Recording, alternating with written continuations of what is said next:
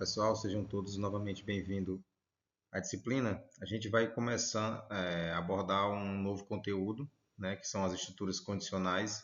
Até o momento, a gente tinha trabalhado situações básicas de programação, um algoritmo para somar dois números, um algoritmo para entrar com a situação e dizer raiz quadrada, um algoritmo para entrar com a situação e ele dá o fatorial, né? A gente falou sobre operadores, né? Isso.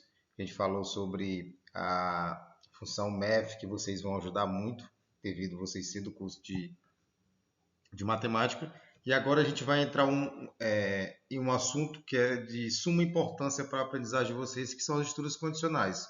São aquelas estruturas onde a gente tem situações dentro de um algoritmo. Por exemplo, faça um algoritmo para somar dois números e dizer se o aluno está aprovado ou reprovado. Veja que quando eu falo se o aluno está aprovado ou reprovado, eu tenho um se. Esse se ele está dentro aqui da computação para que a gente chama de estruturas condicionais. A gente vai trabalhar nas estruturas condicionais o if, né, que é o se, o else, né, que é o se não, e a if, que é o quê? Que são as estruturas aninhadas. O que são estruturas aninhadas? São situações em que eu vou ter mais de uma opção. Por exemplo, eu posso ter duas opções, aprovado ou reprovado. Eu posso ter três opções, aprovado, reprovado e recuperação.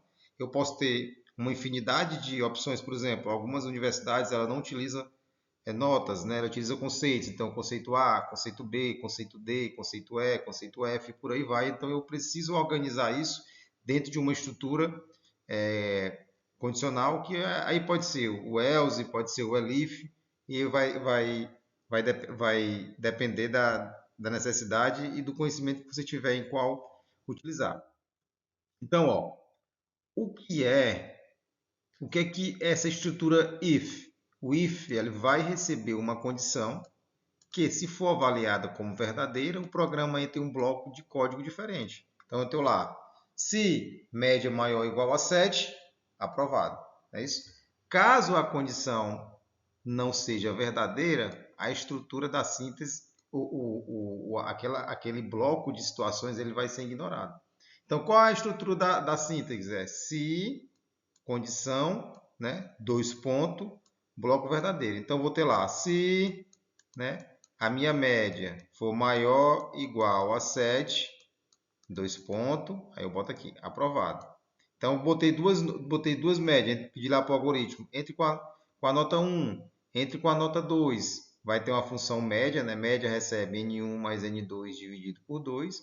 Então, ele vai calcular. Se eu entrei com 4 e 8, ele vai só pegar 4 mais 8 dá 12, dividido por 2 dá 6. Então, a média, ela é maior ou igual a 7? Não. Então, ela não entra dentro desse bloco. Por quê? Porque até agora, eu só estou trabalhando com condições simples. Eu não estou trazendo condições mais amplas para poder tá ficando entrando em vários códigos. Certo? Vamos apresentar aqui um algoritmo para vocês na situação. Então, eu tenho aqui, ó, ler dois números e mostrar qual é o maior. Então, eu vou ter aqui A, né, int, input, primeiro número. O B, int, input, segundo número. Então, a primeira condição aqui é, ó, se A maior ou igual a B, o primeiro valor é maior. Se B maior do que A, o segundo valor é maior. Então, vamos analisar essa linha de código. Vamos lá fazer a seguinte análise. Ó. Na linha 1, nós temos a condição A maior que B. Essa expressão ela será avaliada. E se o resultado for verdadeiro, a linha 2 será executada. Se for falso, a linha 2 será ignorada.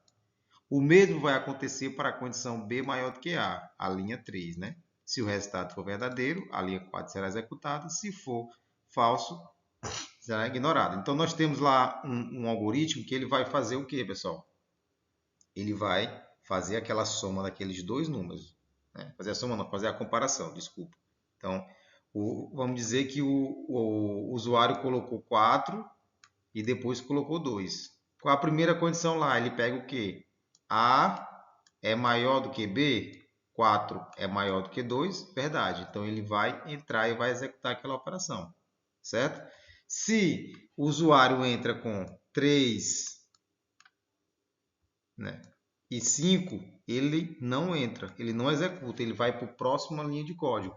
Por quê? Porque ele faz uma comparação, né? Se o meu valor digitado, se o valor digitado A for maior do que B, ele entra uma operação, senão ele é ignorado e vai seguindo esse fluxo de operação até encontrar uma situação.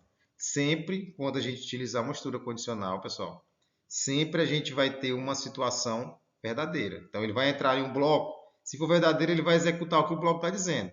Se for falso, ele vai para o próximo bloco e aí ele vai fazer essa análise, vai fazer essa comparação até encontrar uma situação, certo? Então eu vou parar por aqui essa avaliação, esse conteúdo e vou abrir e vou fazer um novo vídeo para mostrar para vocês como fazer isso na prática.